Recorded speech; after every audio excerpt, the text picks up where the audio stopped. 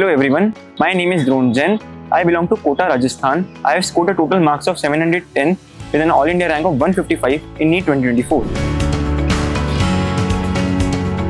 I came to know about Extramarks from one of my friends and joined the All India Rankers test series of Extramarks. The questions were very helpful and NEET-like. It helped me prepare for the examination.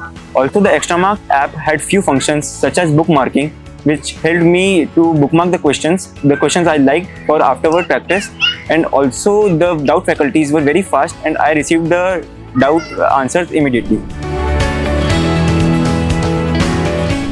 As for my own experience, I would like to say that from the starting also, if you are consistent with regularly doing your studies, the NEET examination would feel very easier. It's not a very hard examination. If you are consistent with NCERT and also doing question practice, it would be very easy to crack it. My message for the upcoming NEET 2025 students is just to focus on the NCERT and also the question practice. Question practice is one of the key aspects for cracking the examination, for completing it until the time is over. Also, we follow the teachers.